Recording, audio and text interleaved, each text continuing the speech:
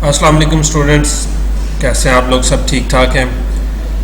आज हम profitability ratio की जो है वो रेशो नंबर 3 के ऊपर डिस्कस करेंगे, जो कि है नेट प्रॉफिट रेशो।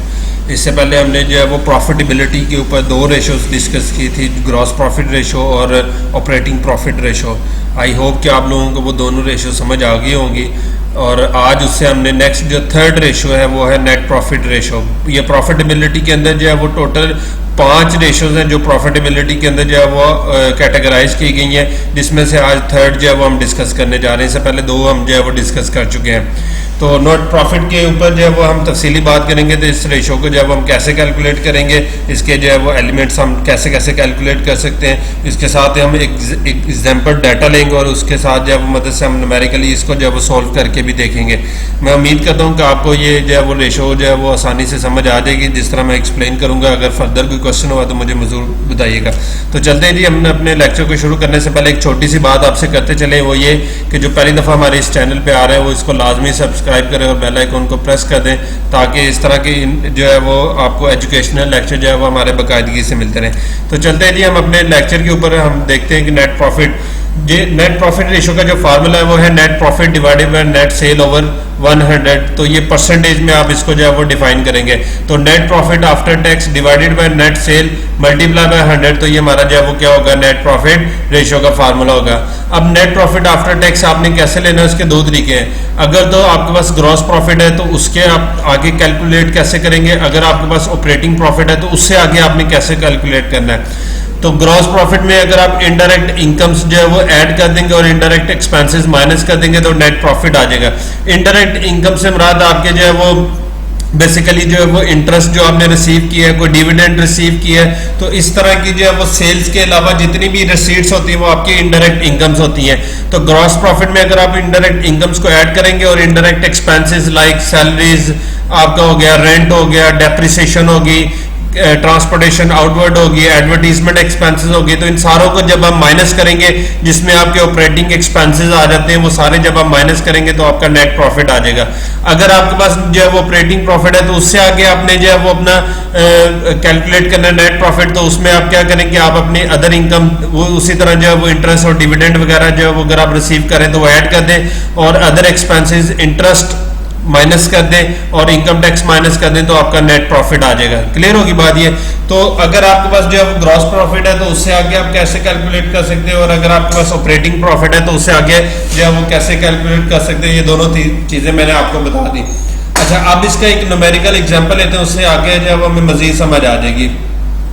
तो ये मेरे पास ऊपर जो ये लाइट पिंक सा कलर का डाटा है, ठीक है, ये क्वेश्चन है, और नीचे ये जो है वो डार्क कलर जो है वो ये सोल्यूशन मैंने बनाया है। हमारे पास जो डाटा है उसमें ये है कि हमारे पास एडमिन एक्सपेंसेस है, सेलिंग एक्सपेंसेस है, फाइनेंशियल एक्सपेंसेस है, उसके बाद प्रोविजन फॉर डाउटफुल डेट्स है, और डेप्रिसिएशन है, प्रोविजन फॉर टैक्सेशन है, और हमारे पास ग्रॉस प्रॉफिट है, डिविडेंड ऑन शेयर्स है, प्रॉफिट ऑन सिक्योरिटीज है, सेल्स लेस रिटर्न, मतलब नेट सेल्स आपके पास यही है।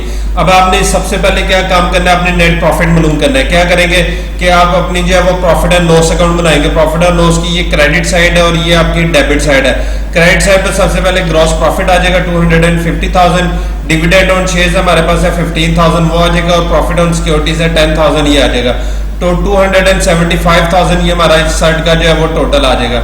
इस साइड पर हमारे एडवर्टीजमेंट एक्सपेंसेस आ जाएंगे, उसके बाद सेलिंग एक्सपेंसेस आ जाएंगे, उसके बाद फाइनेंशियल एक्सपेंसेस आ जाएंगे। फाइनेंशियल एक्सपेंसेस को हम अपने जो है वो अदर एक्सपेंसेस भी कहते हैं।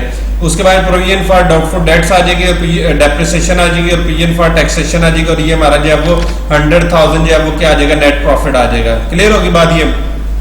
तो आपने इस साइड को प्लस किया और इसमें से ये सारी साइड माइनस करेंगे। मैं आपको यहाँ पर कैलकुलेशन पे करके भी दिखा देता हूँ कि हमारे पास 250,000 हमारा जो है वो ग्रॉस प्रॉफिट है। इसमें हम अगर प्लस करें 15,000 और प्लस करें 10,000 तो ये हमारी क्रेडिट साइड का जो है वो टोटल आ जाएगा। ठीक है जी।